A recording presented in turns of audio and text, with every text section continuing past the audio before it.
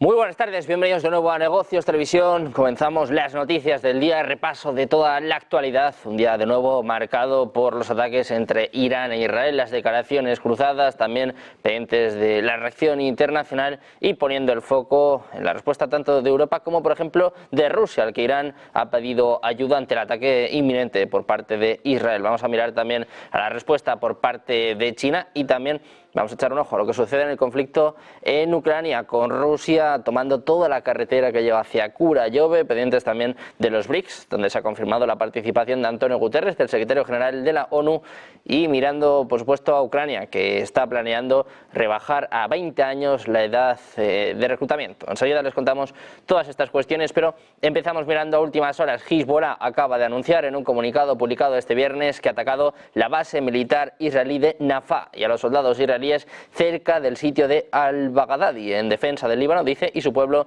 y en respuesta a la bárbara violación israelí de ciudades, pueblos y civiles. Además, la organización ha dicho que atacó posiciones de artillería enemigas en la llanura de Marún a ras con un gran bombardeo de cohetes, afirmando que los objetivos fueron alcanzados directamente. Las FDI afirmaron anteriormente haber eliminado 2.000 objetivos militares en el Líbano desde el lunes. Precisamente mirando a Israel les contamos que es probable que lance un ataque aéreo a gran escala contra la industria petrolera de Irán y posiblemente un ataque simbólico contra un objetivo militar relacionado con su programa nuclear. Es la predicción de este viernes del ex primer ministro israelí Ehud Barak. Dijo que no había duda de que habría una respuesta militar israelí al ataque de Irán del martes con más de 180 misiles balísticos, la mayoría de los cuales fueron interceptados, pero algunos cayeron directamente en áreas densamente pobladas y en bases militares israelíes y sus alrededores. Dice Barak que Israel tiene una necesidad imperiosa, incluso un imperativo de responder. Cree que ninguna nación soberana de la tierra podría no hacerlo, es lo que apuntaba el ex primer ministro en una entrevista.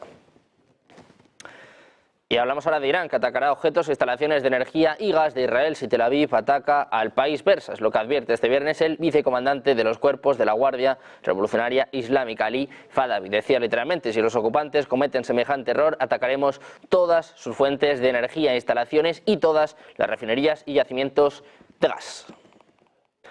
Seguimos mirando a Irán porque en este caso Jamenei, el ayatolá, ha dicho que la masacre del 7 de octubre está justificada y que el ataque a Israel es mínimo en relación con sus crímenes. El líder supremo de Irán ha dicho este viernes que la masacre de Hamas del 7 de octubre estaba justificada. Hablaba en un inusual discurso en árabe diciendo que el ataque iraní con misiles contra Israel fue mínimo en vista de sus crímenes. Jamenei además ha dicho que el líder de Hezbollah, Hassan Nasrallah, era un hermano querido y una fuente de orgullo. El líder supremo de Irán además ha afirmado este viernes que el ataque contra Israel fue el menor de los castigos por la agresión iraní, un comentario que hizo durante un rezo colectivo en conmemoración del asesinato del líder de la milicia libanesa, del líder de Hezbollah, Hassan Nasrallah.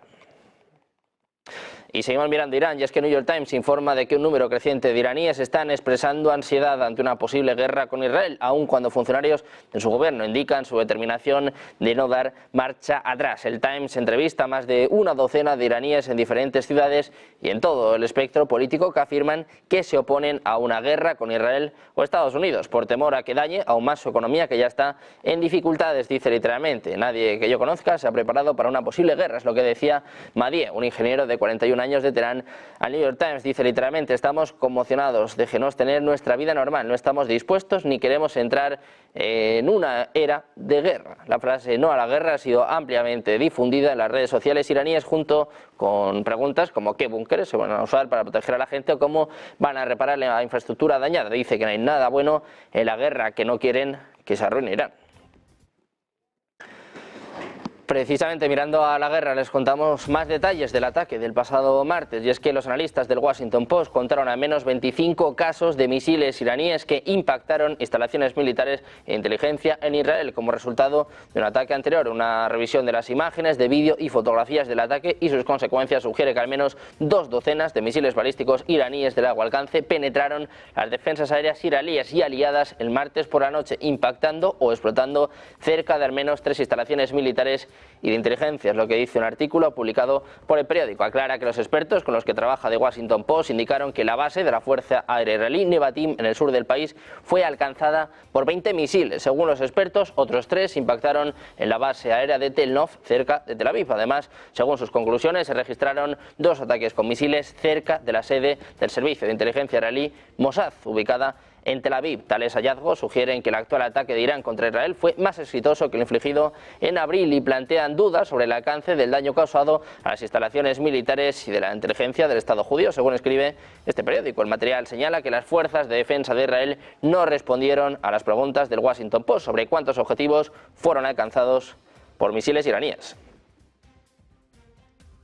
Mirando a Irán, el ministro de Asuntos Exteriores, Abbas Araghchi, ha dicho que su país respalda los esfuerzos para un alto el fuego simultáneo con Israel, tanto en el territorio palestino de Gaza como en el Líbano. Decía literalmente: apoyamos los esfuerzos por un alto el fuego siempre que en primer lugar se respeten los derechos del pueblo libanés y sea aceptado por la resistencia, y en segundo lugar que venga simultáneamente con un alto el fuego en Gaza. Es lo que afirmaba durante su visita a Beirut.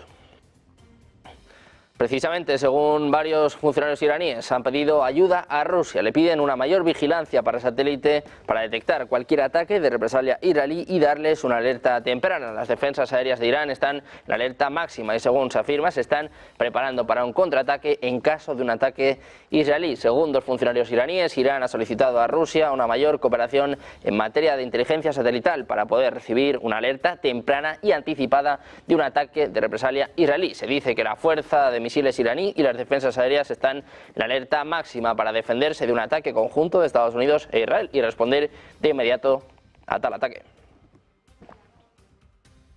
Precisamente miramos a Israel, y es que las FDI, las fuerzas de defensa israelíes, confirmaron por primera vez que Irán atacó 2 bases aéreas, Nevat y Tel Nof, pero afirmaron que ambas siguen en pleno funcionamiento. A pesar del ataque, dicen que las bases han seguido lanzando ataques aéreos hacia Beirut. No confirmaron qué daños se habían producido en el ataque. 32 misiles iraníes impactaron en Nevatim, la base aérea israelí más protegida del mundo. Añaden que varios misiles balísticos impactaron directamente en los hangares protectores de los aviones F-35 de Israel. Miramos también a Estados Unidos, que no va a participar en un posible ataque israelí contra Irán, al menos es lo que informa el Financial Times refiriéndose a funcionarios estadounidenses. Según la publicación, altos funcionarios de Estados Unidos han mantenido varias conversaciones con representantes israelíes en los últimos días, con el objetivo de limitar el alcance de su respuesta y evitar un conflicto regional mayor. Dice que los representantes de Estados Unidos e Israel están discutiendo la opción de ataques israelíes contra instalaciones militares e infraestructura energética iraníes. Es lo que dice la publicación. Añade que el representante de Estados Unidos dijo que Washington no tiene intención de participar en el ataque.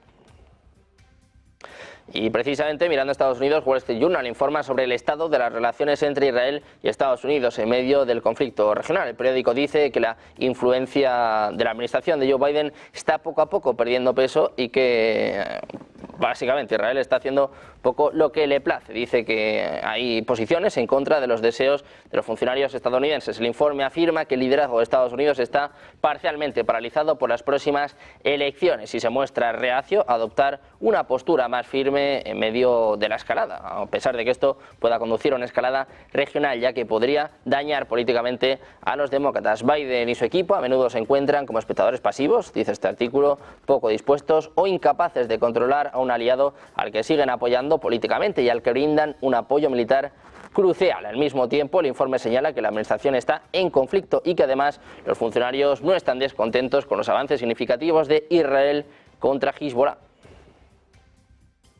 Pendientes del papel de Estados Unidos, de si están controlando o no a Netanyahu, vamos a mirar también a Israel, en concreto al ministro de Defensa, Yoav Gallant, que ha dicho que Israel tiene más sorpresas guardadas para Hezbollah mientras continúan las operaciones terrestres en el sur del Líbano. Decía que Hezbollah está recibiendo golpes muy duros uno tras otro. Decía literalmente: hemos eliminado al jefe de Hezbollah, Hassan Nasrallah, y tenemos más sorpresas guardadas, algunas de las cuales ya se han llevado a cabo y otras que llegarán pronto. Es lo que decía en una visita al cuartel general de la 36 División en el norte de Israel. Las tropas de la división están operando en el sur del Líbano. Gallant añade que las FDI están llevando a cabo hoy una operación en varias aldeas y que este proceso va a continuar donde sea necesario para destruir toda la infraestructura desde la que Hezbollah planeaba llevar a cabo ataques.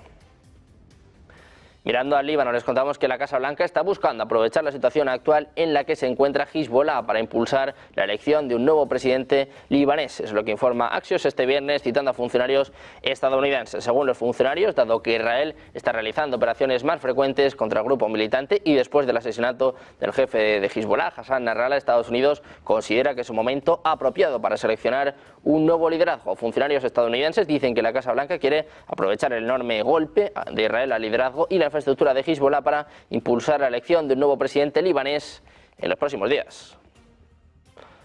Y hablamos ahora de Israel. Les contamos que Hezbollah ha informado que ha atacado a tropas israelíes por segunda vez este viernes en la zona fronteriza del sur del Líbano, utilizando proyectiles de artillería y cohetes contra las fuerzas israelíes que avanzaban cerca de la aldea de Yarun. El grupo también reivindicó múltiples ataques contra soldados israelíes al otro lado de la frontera durante todo el día. Por su parte, el ejército israelí ha anunciado este viernes que ha atacado más de 2.000 sitios durante su operación de 4 días en el sur del Líbano, apuntando a posiciones de Hezbollah. Los ataques han incluido militantes, instalaciones militares y depósitos de armas. Mientras siguen los enfrentamientos, una fuente cercana a Hezbollah ha dicho este viernes que el líder del grupo militante libanés asesinado, es decir, que Hassan Nasrallah, fue enterrado temporalmente en un lugar secreto por temor a que Israel ataque un gran funeral. Dicen literalmente que Hassan Nasrallah ha sido enterrado temporalmente hasta que las circunstancias permitan un funeral público. Una fuente cercana a Hezbollah dijo a AFP que el jefe del grupo libanés ha sido enterrado temporalmente en un lugar secreto por temor a que pueda haber un gran ataque. Habla de que hasta que las circunstancias permitan un funeral público, esta localización va a ser secreta. Y mirando ya a Irán, el líder supremo, el ayatolá Ali Khamenei, ha dicho este viernes que Irán y sus representantes regionales no se echarán atrás ante Israel, horas después de un ataque israelí en Beirut que se cree que tuvo como objetivo al heredero aparente del asesinado secretario general de Hezbollah. Dice Khamenei que la brillante acción de sus fuerzas armadas hace un par de noches fue completamente legal y legítima. Es lo que apuntaba en una rara aparición al frente de las oraciones del viernes en Teherán, en referencia a los ataques con misiles de Irán contra Israel este martes. El presidente de Estados Unidos, Joe Biden, dijo el jueves que la respuesta de Israel podría incluir un ataque a las instalaciones petroleras de Irán. El suburbio de Dahiyeh, al sur de Beirut, un bastión de Hezbollah, fue objeto de nuevos ataques cerca de la medianoche después de que Israel ordenara a la gente que abandonara sus hogares en algunas áreas. Es lo que apuntaban tanto residentes como fuentes de seguridad. Precisamente en Israel las autoridades han hecho sonar este viernes por primera vez en casi 2 meses las alarmas en la zona sur a raíz de un ataque desde la Franja de Gaza que ya ha reivindicado el brazo armado del Frente Popular para la Liberación Palestina, que precisamente perdió esta semana a 3 de sus miembros en un bombardeo en Beirut. Las FDI han confirmado el lanzamiento de 2 cohetes contra las zonas de Kisufim y Ein Haslosa sin lamentar daños. Uno de estos proyectiles ha sido interceptado por los sistemas de defensa antiaérea, mientras que el otro ha caído en campo abierto. Las brigadas de Abu Ali Mustafa, el brazo armado del FPLP, ha reivindicado la autoría en un comunicado. Han justificado el ataque como una respuesta a los crímenes de la ocupación, sin aludir directamente al bombardeo que mató en Líbano a 3 dirigentes del grupo. La tensión que sigue escalando en Oriente Medio, mientras en Turquía Recep Tayyip Erdogan piensa que puede ser el siguiente. Manda un claro mensaje a Netanyahu. Hacemos una pausa, 2 minutos, se lo contamos enseguida en Negocios Televisión.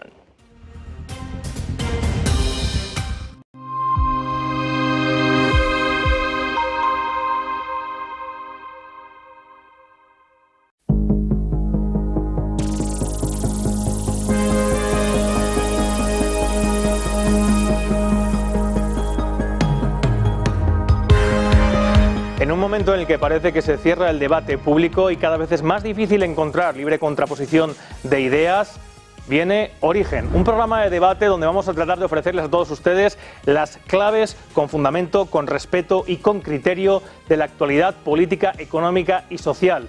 Libre contraposición de ideas, diferentes puntos de vista, siempre con los mejores expertos y analistas de las situaciones que abordemos. En directo todos los lunes de 10 a 12, así que les veo el próximo lunes en Origen.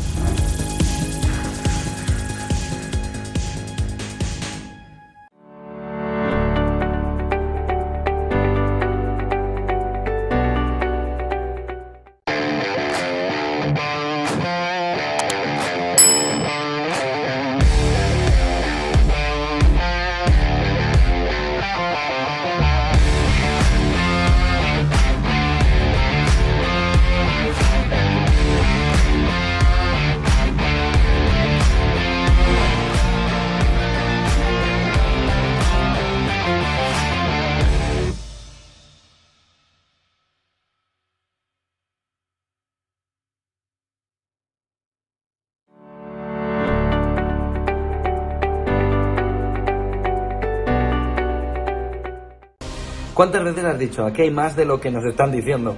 ¿Cuántas veces has visto que lo que te están poniendo como fotografía principal para mirar la actualidad está con tonitos oscuros en algún lado que no terminas de descifrar?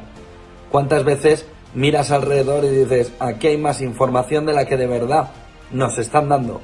Ese es el objetivo de lo que la economía esconde. Un libro para intentar ver todos los detalles, todos los matices, todos los colores, todo lo que está oculto detrás de la fotografía, todo lo que nos dicen pero no nos están diciendo, y todo aquello que necesitas para tener una fotografía global de lo que de verdad quienes mandan están queriendo hacer, pero tú no tienes toda la información para ello.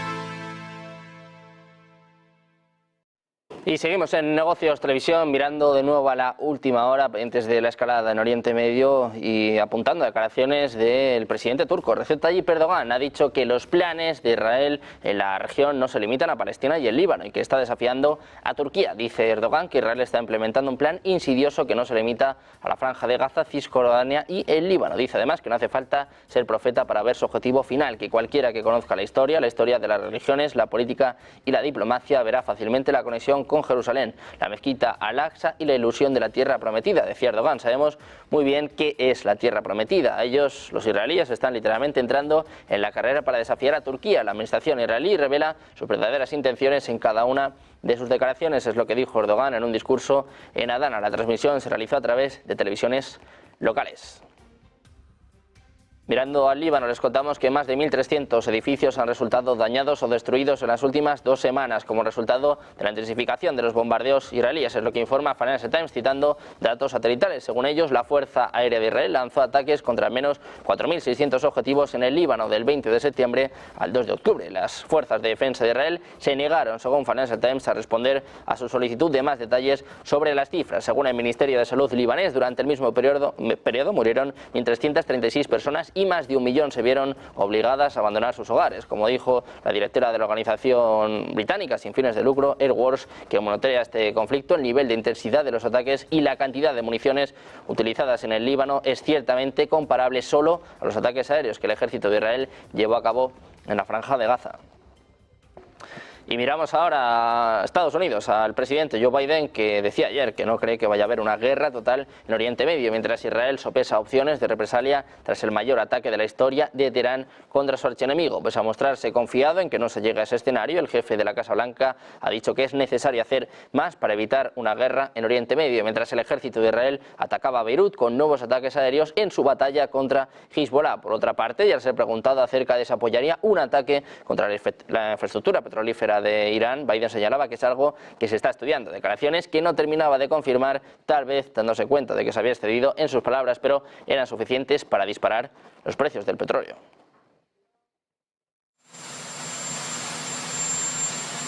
Mr. President, any updates on the hostages in Gaza, sir?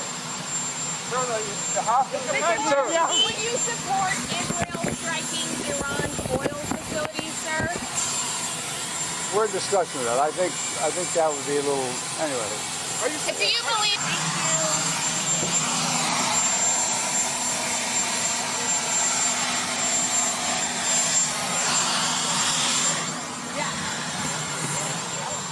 On Israel striking.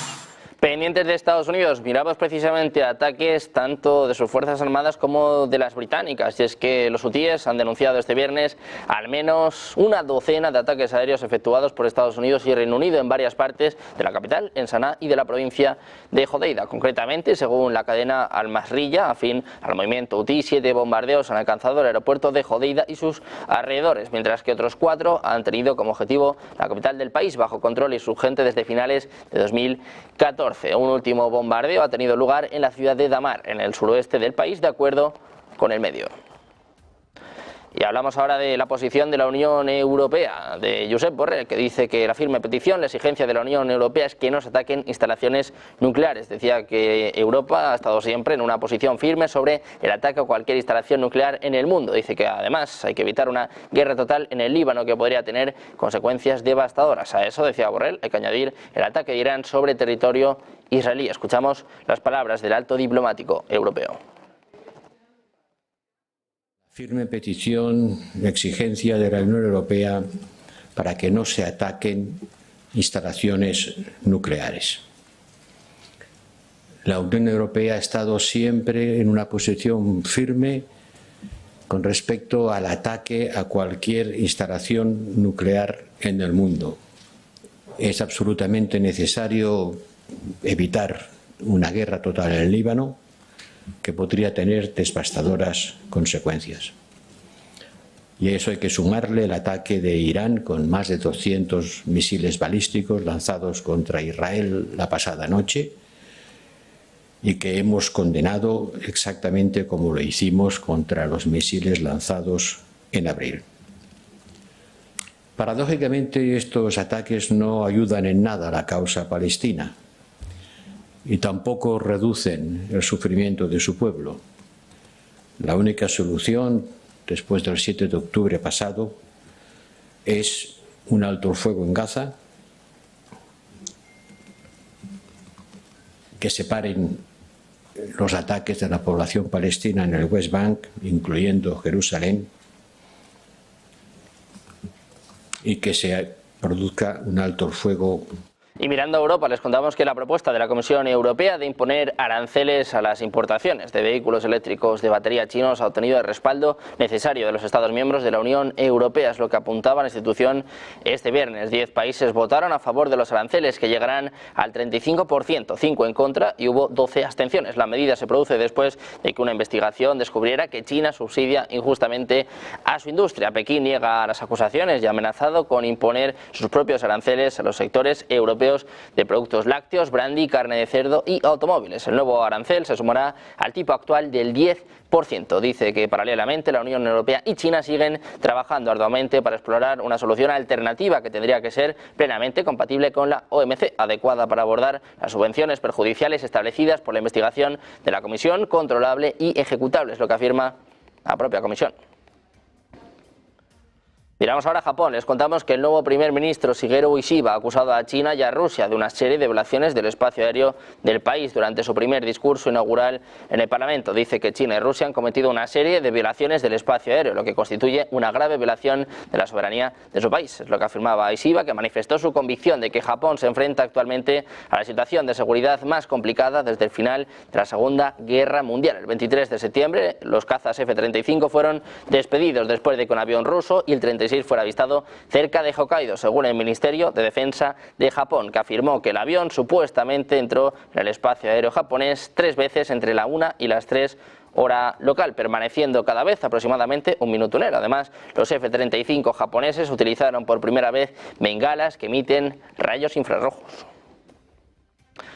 Y miramos ahora también al papel de Estados Unidos, que no está considerando la opción de participar activamente en la destrucción de misiles rusos sobre territorio ucraniano, ya que cree que eso significaría involucrarse en el conflicto. Es lo que afirmaba su secretaria de prensa del Pentágono, Sabrina Singh. Durante una sesión informativa celebrada este jueves, la portavoz respondió a una pregunta de los periodistas sobre si Washington está considerando la opción de ayudar a Kiev a interceptar misiles y aviones no tripulados rusos, del mismo modo en que ayuda a Israel a detener los ataques iraníes. Decía que eso sería involucrarse en una guerra de otra manera y que ahora mismo creen que Ucrania ha sido capaz de defenderse con éxito de los ataques rusos contra sus ciudades, su población y sus infraestructuras. Decía además que van a seguir asegurándose de que cuenten con el apoyo que necesitan para seguir haciéndolo.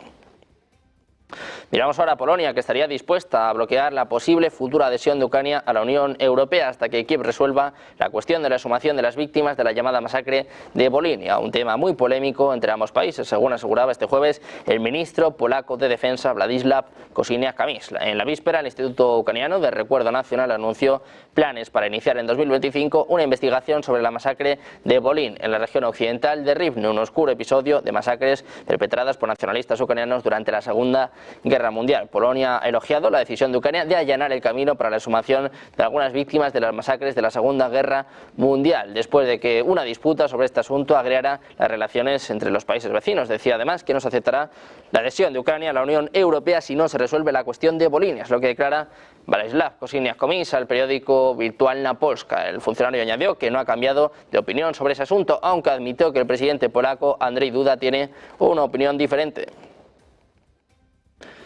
Y hablamos también de Hungría, de Viktor Orbán, el primer ministro húngaro, país que preside este semestre el Consejo de la Unión Europea y que ha defendido este viernes los contactos que mantuvo con Rusia y China sobre una negociación de paz en Ucrania sin haber consultado a los socios comunitarios. Decía Orbán que cuando asumieron la presidencia rotatoria de la Unión Europea era inevitable que dejaran claro, partiendo de una postura cristiana, que tratarían de hacer algo por la paz en Ucrania. Por ello, decía, nosotros tenemos una misión de paz, es lo que afirmaba en declaraciones a la radio pública Kossuth. Pocos días después de que Hungría asumiera el pasado julio la presidencia del Consejo de la Unión Europea, Orbán inició una gira diplomática por Kiev, Moscú y Pekín sin haber consultado previamente con sus socios comunitarios, lo que causó malestar en muchas capitales europeas. Miramos ahora a Rusia, y es que el Kremlin ha acusado este viernes a las autoridades ucranianas de jugar con fuego, un día después de que fuerzas rusas dijeron que habían interceptado un avión no tripulado ucraniano cerca de la planta nuclear de Kursk, y algunos medios de comunicación informaron que se había producido un incendio a varios kilómetros de distancia. Dice literalmente: Kiev sigue jugando con fuego y naturalmente lo llevaremos a la atención de los representantes de la OIEA, es lo que decía a los periodistas el portavoz del Kremlin, Dmitry Peskov, refiriéndose al Organismo Internacional de Energía Atómica, el organismo de control nuclear de la ONU. El portavoz del Ministerio de Asuntos Exteriores de Ucrania, Georgi Tirgi, ha negado este jueves que Ucrania hubiera disparado armas contra la planta o cerca de ella. Las fuerzas ucranianas entraron en la región de Kursk en una incursión transfronteriza sorpresiva el pasado 6 de agosto y permanecen allí incluso mientras el ejército ruso sigue expulsándolas. Mirando a Rusia, les contamos que todas las carreteras que conducen a Kurayovo están controladas por las Fuerzas Armadas de Ucrania, y en concreto están quedando bajo control operativo de las fuerzas rusas tras la liberación de Ugledar, es lo que anuncia el jefe de la República Popular de Donetsk, Denis Pushilin, en una reunión con periodistas en Donetsk. Decía literalmente: la pérdida de Ucrania de un importante centro logístico, es decir, Ugledar, o enlace de conexión, hace que ahora todas las carreteras, incluidas las que van hacia Kurajovo, estén bajo control operativo, bajo control visual de nuestras unidades, es lo que apuntaba el propio Pushilin. Añadió que Ugledar es la única gran ciudad en la dirección sur de Donetsk. Añade que la ubicación del asentamiento en alturas importantes ha dado a Ucrania la oportunidad de observar el terreno a lo largo de decenas de kilómetros. Dice que fue un importante centro logístico de las Fuerzas Armadas de Ucrania y que sus unidades ahora tienen, digamos, espacio operativo para seguir avanzando en direcciones diferentes. Y mirando a Rusia, les contamos que el Ministerio de Defensa ha cifrado este viernes en 20.200 el número de bajas causadas a Ucrania en los casi 2 meses que dura la operación de su ejército en la región fronteriza rusa de Kursk. Además, según el mando ruso, Ucrania habría perdido en Kursk 135 tanques y casi 1.000 blindados, 165 piezas de artillería y 33 lanzaderas de misiles, incluidos 8 HIMARS y 6 MLRS de fabricación de Estados Unidos. Solo durante la última jornada, el ejército ucraniano sufrió más de 300 bajas en esa región, según señalaba el Ministerio de Defensa. Pendientes también de Ucrania, donde, ojo, se está planeando bajar a 20 años la edad de reclutamiento. Les contamos que algunos parlamentarios ucranianos debaten la opción de bajar la edad de reclutamiento militar de los 25 a los 20 años en el país que sigue en conflicto con Rusia. Es lo que afirma este viernes en declaraciones citadas por la agencia Ukrinfor el diputado de la Rada Suprema de Ucrania, Roman Kostenko. Decía: no tenemos suficiente gente que sea joven. Es lo que afirmaba el diputado del Partido Liberal, Joros, al aludir a la situación del ejército de Ucrania. Decía literalmente: mi postura es esta, no lo hagamos desde los 18, pero desde los 20 deberíamos reclutar, equipar y luchar juntos por nuestro país. Es lo que declara el parlamentario, que señaló que el tema todavía no se ha discutido en la Comisión de Seguridad Nacional y Defensa, según informa la agencia EFE. Pendientes de Ucrania, también de más noticias en torno a los BRICS. Se espera la participación de Antonio Guterres. Hacemos una pausa, 2 minutos, y les contamos todo enseguida en Negocios Televisión.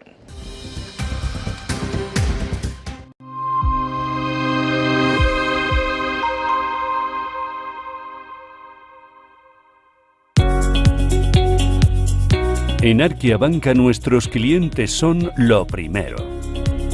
Por eso les ofrecemos soluciones de inversión personalizadas y adaptadas a su perfil de riesgo. Nuestro método diseñamos una estrategia a largo plazo combinando fondos consolidados y diversificados tras realizar un exhaustivo análisis de los mercados y las tendencias globales. Arquia Banca. Cuidamos de su patrimonio como si fuese nuestro.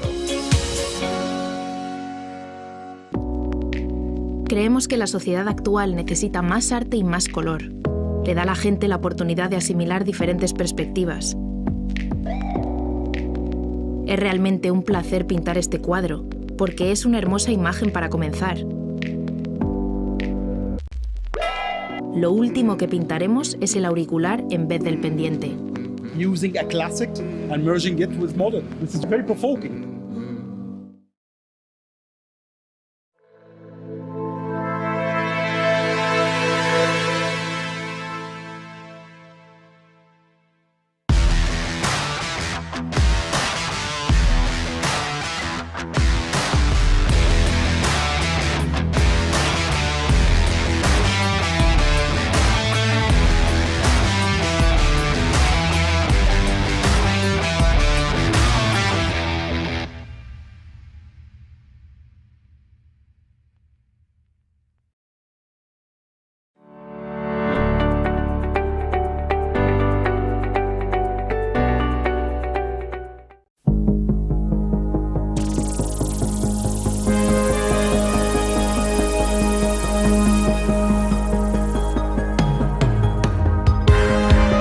En un momento en el que parece que se cierra el debate público y cada vez es más difícil encontrar libre contraposición de ideas, viene Origen, un programa de debate donde vamos a tratar de ofrecerles a todos ustedes las claves con fundamento, con respeto y con criterio de la actualidad política, económica y social.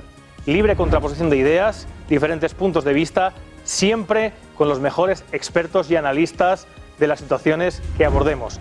En directo todos los lunes de 10 a 12, así que les veo el próximo lunes en Origen.